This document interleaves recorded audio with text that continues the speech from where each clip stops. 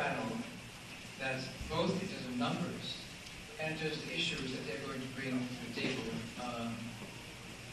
is, I think, going to raise a lot of passions in the room. Now, luckily, as the organizer, I had the privilege of picking my best friends as the chairs of these great panels.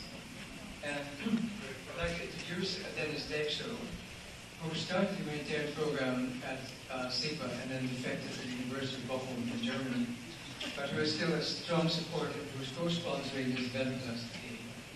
He is currently Professor of Management of Humanitarian Crises at the Institute for International Law, Peace and Armed Conflict at the Ruhr University in Bochum. Before that, he said he was director of the program here, and in addition to his academic career, he has been working actively as a consultant on international organizations in Africa, South America, and his particular interest is the management of international organizations and the non-participation or participation of local populations in development and humanitarian programs. His most recent book is Rethinking International Organizations, Pathology and Promise. So I'm handing the proceedings over to you. Okay, thank you very much, Dirk. Start our panel. I hope you all had an enjoyable lunch, because now we're going to take one of the most vexing and mind-boggling issues on after the discussions from tomorrow, and the question is simply, where does this leave the international community? Now, we already know from Jerry Martone, and I agree with him, that the concept of international community is an oxymoron. Where is the community? But the questions underlying this are probably more important for us now. Will there, for example, be a humanitarian or a military intervention, in Darfur, above or in addition to the current work of the African Union? Should the media and academics do more? And for me personally, there's also another important questions. How should humanitarian actors react? Because traditionally, humanitarian assistance is about saving lives. If there was a crisis, they would move in, save lives, and leave again. But Darfur, as so many other crises nowadays, is a chronic crisis. So the humanitarian organizations are bound to stay longer. At the same time, should they ask for military intervention? The problem there, if there's a genocide going on, can you trust the government? Because in the traditional crisis, you would expect that the government would take care of the people. Over here, does the government take care of the people? Big question mark. Does the international government, or do the international members of the international community do enough? Now, if you cannot answer those questions, it becomes very difficult to determine where you're standing as a humanitarian, because that poses the dilemma. In which way do you have the best access to the people? Do you call for an intervention, and do you then accept that your access may be hampered? Or do you say, no, we don't call for an intervention, we lie low, but in that way we've got the best access to the victims of the violence. Now, thank God we've got several great speakers here today. The first person who's got a lot of experience in Darfur is Fabrice Weisman. He's a researcher at Médecins Sans Frontières, a foundation in Paris, that's the capital of France. And he has worked in many, many countries. I'm not going to name them, but he has been the head of mission of MSF in Darfur from September 2005 to 2006, and he has also published a book that some of you may know, In the Shadow of Just Wars. Next to him is sitting Antoine Gérard, who is currently the manager of the United Nations Office of the Coordination for Humanitarian Affairs, OCHA, for the Darfur cell, to be exact. He has worked with OCHA in many different countries, but he was also a program director for MSF in the United States, and before that he worked with MSF in several countries, including Sudan. Then we've got Eric Reeves, who's professor of English language and literature at Smith College. Yet he is also one of the foremost experts on Darfur. I'm really curious how a professor was able to become an expert on the Sudan and at the same time to keep his job as a professor of English language and literature while he's doing that as a full-time researcher and analyst. He has testified several times before Congress, and he has worked as a consultant for numerous human rights and humanitarian organizations. And last but not least, we've got David Rubenstein, who is the executive director of the Save Darfur Coalition. He helped already to found the coalition in 2004 and has since then worked to raise awareness about the crisis and to advocate for protection for the people of Darfur. Now, some of these speakers actually have a history with each other in which they vehemently disagreed with each other about the issues that I brought to the fore. I just suggest that we see what happens when they start speaking. Fabrice, you've got the floor. I want to emphasize that I'm going to make some remarks on the international reaction to the crisis and to answer some of the questions raised from a specific point of view, which is the point of view of a humanitarian medical organization. As a humanitarian medical organization, we don't have the same objective nor the same constraints as a human rights organization or as a political body such as the UN, who are engaged in defending human rights or reconstructing peace and stability in Darfur. Our objective is to bring relief assistance to people in need, not to fight for the reestablishment of peace and security. It doesn't make our role more righteous or more wrong, but it's a specific point of view from which I would like to make 4 remarks. First of all, I would like to underline the fact that at the height of the massacres in Darfur, there was almost no international reaction.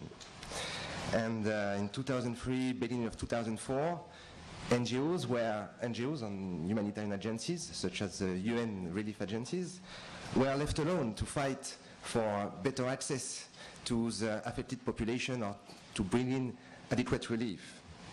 Secondly, I would like to comment on the public campaign describing the war in Darfur in terms of a racial war, either an ethnic cleansing campaign or a genocide, and to underline the mixed consequences of this campaign from a humanitarian point of view. Third, I would like to emphasize also that despite the fact that the Darfur crisis is far from being resolved, the international community still managed to set up a massive aid operation, which is nowadays sustaining the life of more than 2 million people. And fourth, I will make some few comments concerning the security issue that relief agencies are facing today, and state that they will not be solved by a military deployment. First, so the Darfur crisis came to prominence within diplomatic arenas and in Western media by February and March 2004. This was thanks to the work of activists such as Eric Reeves, who published quite strong articles as soon as February 2004. And this was made possible also thanks to UN officials such as Mukesh Tapila and Kofi Annan. However, by then, I mean by February, March, April 2004, 1 million people had already been displaced, and the bulk of the massacres had already been committed for almost 10 months. Does it mean that the magnitude of the crisis was unknown by key players up to February, March 2004? In fact, no. There had been several assessment missions in Darfur between September and December 2003. The UN missions and several interagency assessment missions. USAID delegation went to Darfur, as well as the French ambassador and several NGOs, including MSF.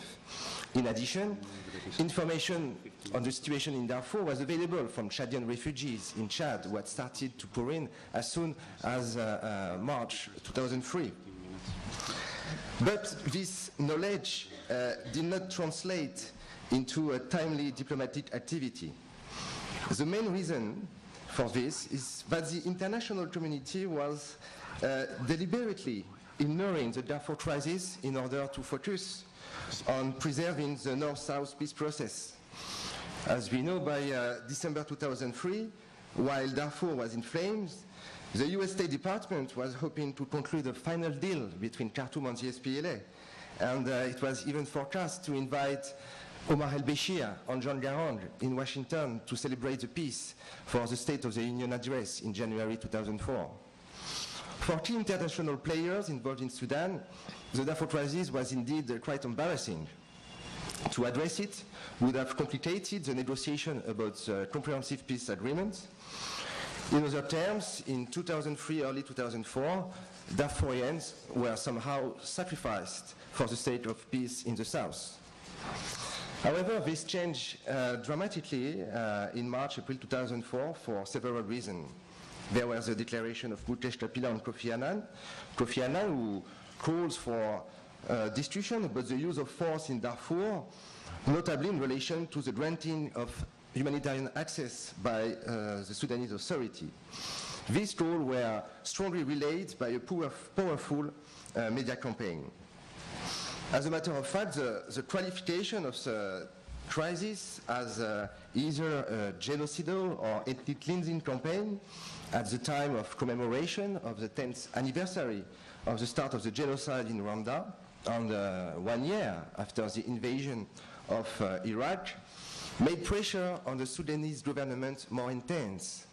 And to appease the international community, Khartoum's government considered the deployment of a massive aid operation. Yet, this advocacy campaign, anchored in a racial characterization of the conflict, has mixed consequences. Yes, it helped to open Darfur to international assistance. By May 2004, the government had lifted visa and travel permit restrictions. 90% of Darfur had become accessible to relief agencies. For instance, MSF was able to scale up its activities from 2 projects run by 8 expatriates and serving 100,000 people in February 2004 to 25 projects all over Darfur, served by 200 expatriates and targeting around 600,000 people. By December 2004, there were 900 international relief workers in Darfur. Paradoxically, on the other hand, this opening of Darfur to humanitarian aid did not translate immediately in increased relief assistance for the victims of the conflict. Firstly, funds for relief operation did not immediately follow, especially for UNWFP, UN World Food Programme. Secondly, many relief actors were somehow battling with how to balance their operations between so-called protection concerns on more operational issues, such as providing water, providing food, or digging latrines. But this prioritization came about in the context of Darfur should not be a surprise, since the relentless media campaign led many to focus on genocide or ethnic cleansing as being the protection issue and overshadowed other concerns. If Darfur was the scene of the Holocaust, if displaced camps were extermination camps, the priority was not to increase relief assistance, but to wage a war against the Sudanese regime and its allied militias. Anything short of a military intervention was deemed morally unacceptable. But one has to bear in mind that by April 2004, the government of Sudan had completed its first phase of its counterinsurgency campaign. At that time, almost all villagers considered as sympathizers to the rebellions because of their ethnic origin had already been displaced by the destruction of their villages and the massacres. Yet at that time they were not anymore decimated as much by violence, but by malnutrition on diseases, especially waterborne diseases. This was shown by MSF on the World Health Organization mortality surveys, which documented high mortality rates in some of the displaced camps linked to malnutrition and disease. Yet, several agencies were devoting more energy on advocacy rather than on the delivery of assistance. Finally, the description of the Darfur crisis as a genocide being conducted by the Arabs against the Africans. I use this in quotes because we saw this morning that this identity are somehow very fluid. Anyway, this description of the conflict led to demonize all Arabs, which were perceived as mass killers. And practically speaking, this translated into nomadic communities being denied assistance even when they had fled violence.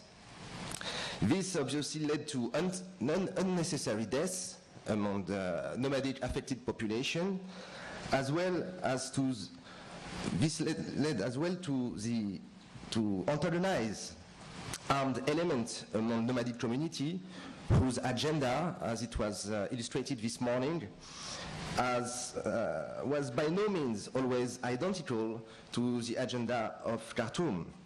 And these militias, these nomadic communities, were in fact controlling most of rural areas of Darfur, and especially the roads.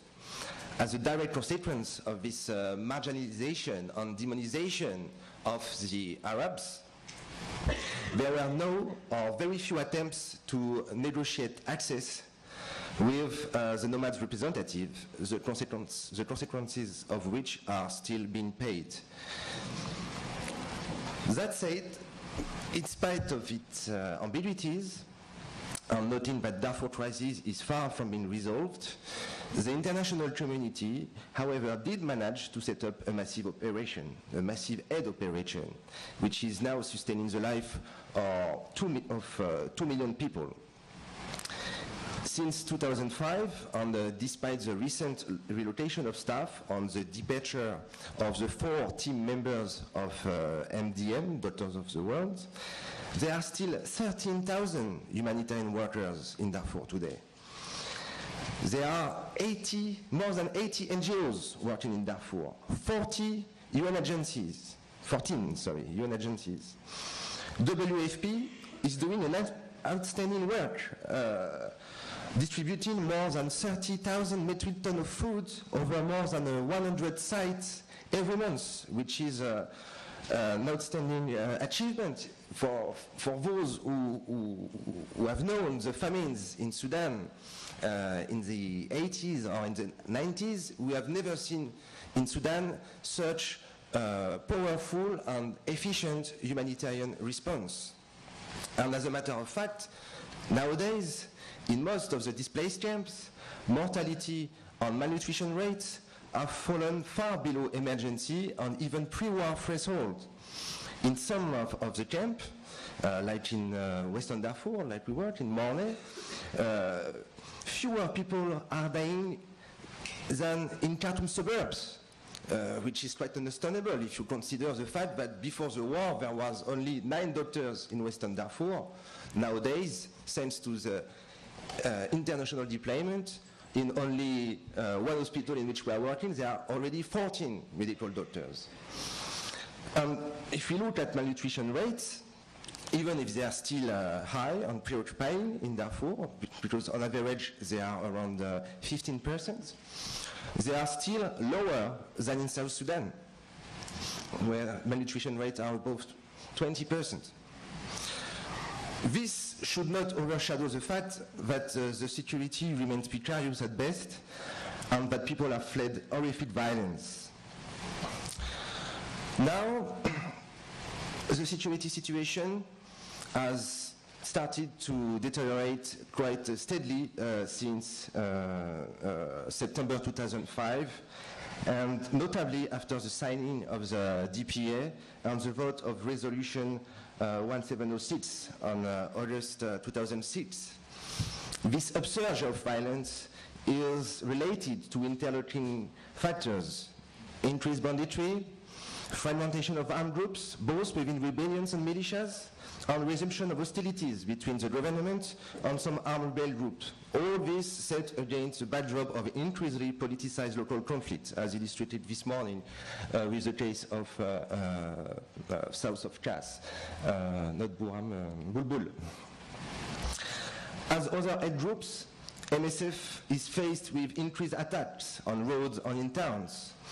Always the features of operation in Darfur are attacks that became more violent and more frequent by the second half of 2006, with our teams being beaten, threatened to death, sexually harassed, and humiliated in several occasions. Overall, 96 NGO vehicles were attacked on the road in 2006. As for MSF, we have to face 40 ambushes. As a result, we cannot anymore travel on roads and are highly dependent on air services run by WFP, which allow us to move personnel across various sites. And we managed to send relief cargo by roads with private transporters who have their own security arrangement, meaning that they use armed guards to travel on dangerous roads. Therefore, we are still able to work in big IDP camps, assisting 500,000 persons who are highly dependent on humanitarian assistance, and whose health situation is, for the time being, under control. Secondly, the resumption of hostility along more diversified patterns has led to new population displacement and increasing war-wounded caseload. As far as MSF is concerned, we have been only able to attend a small number of them, around 80,000 IDPs, and we did 400 surgical interventions in the past 6 months through 3 surgical facilities. We have to compare these figures with our activities during the counterinsurgency campaign of 2003-2004. 400 interventions in 6 months, 480 interventions in 3 weeks in Mornay in February 2004. Those 2 elements, banditry and the resumption of hostilities, combine in forming a picture where it is possible to maintain ongoing operation and very difficult to access the newly affected population, all thought at a rising toll on the safety of aid workers in both cases. But what can we do to improve this situation and to overcome this obstacle? First of all, we have to bear in mind that this insecurity is linked to 2 factors. On the one hand, you have the fragmentation of the armed groups, new armed groups being in search of logistical supply like cars and other valuable, and leading to the development of gray areas in Darfur which are not controlled anymore by any armed groups. But on the other hand, we can see a deliberate strategy by the government to target humanitarian actors. And what is the aim of this strategy? It is to expel humanitarian actors from certain areas, but it is also designed to counter the threat of international intervention by taking humanitarian workers hostage. The brutality of attacks against humanitarian workers is a message sent by the government to the international community, which says, in substance, if you insist on wanting to send UN troops, it will be at the cost of several lives among relief workers.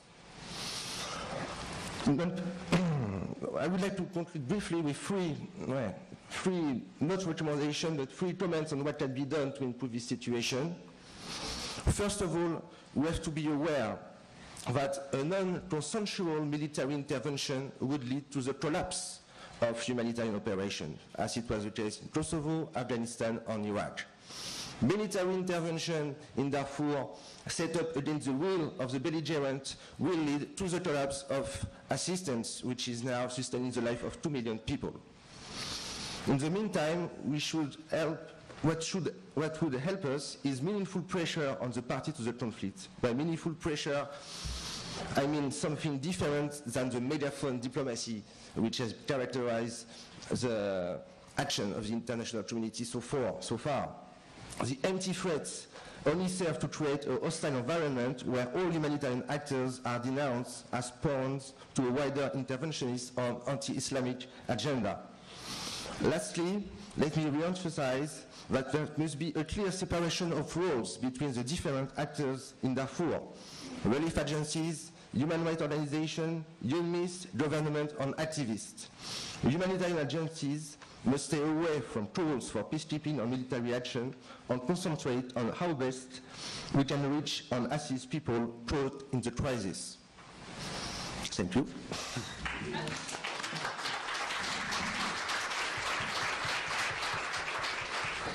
Building from what Fabrice was saying about the deterioration of the humanitarian situation, and particularly the humanitarian space, I would like to address, a couple of points of this. First, to re-insist and reiterate about the current increase in violence, or the current violence that exists. I think we've been talking a lot about the violence against the humanitarian workers, but I would like as well to update you about the violence against the population. And certainly the reduction of the access in the humanitarian operation, the concerns we have about the violence against the humanitarian workers and the erosion of the humanitarian space. But first, I want to show you two maps. First, this one, which is from the UN office I'm working with for coordination of humanitarian affairs. We're trying to put on a monthly basis.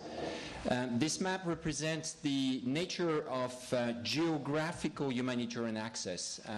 It's not about population access, is about where in Darfur, this is the map of Darfur, where in Darfur the humanitarian organization can have access to. This map represented the access that we had in April 2006, basically before the signature of the DPA, the Darfur Peace Agreement. As you could see in the kind of yellowish, it's where we have access on a it's a kind of hit and run. It's not permanent access. The orange, dark orange, is absolutely no access to the population residing in this geographical area. Now I'm going to show you the map that we did about 10 days ago, which is on the 28th of January 2007. Look at how expanded is now the area of no access, no geographical access. The area in dark has expanded, meaning the areas where we do not have an access or a kind of sustainable access for provision of humanitarian access has dramatically expanded, and the area where we have a kind of temporary access has expanded. It's quite worrisome to see that 6 months after the signature of the Darfur Peace Agreement, we come up with this situation. Some of the speakers this morning can actually talk about the peace agreement process and the difficulties that we are experiencing, and particularly the lack of success of this process. But I think we need to converge and sometimes compare. There is a political process, and the political process is meant to improve the situation for the population on the ground. I'm not talking necessarily the population as, those living in camps, but through overall Darfur, and also for the humanitarian workers. Obviously, 6 months after, we have not made any single progress, and actually we had got a major critical problem of accessibility. So that's the first point I wanted to address. But the second point is, from there, what kind of political accountability that those who've been promoting this Darfur Peace Agreement do have. It's nice to be in Abuja for a couple of months and try to set up the right accord, the right agreement. And I think, as Alex Deval was saying this morning, I think it's a very fair and interesting document. I don't think we are disputing the quality of this document. The problem is who had signed it and the implementation. So I think we've been trying to do good, and unfortunately, the government has been using this document against the population in Darfur.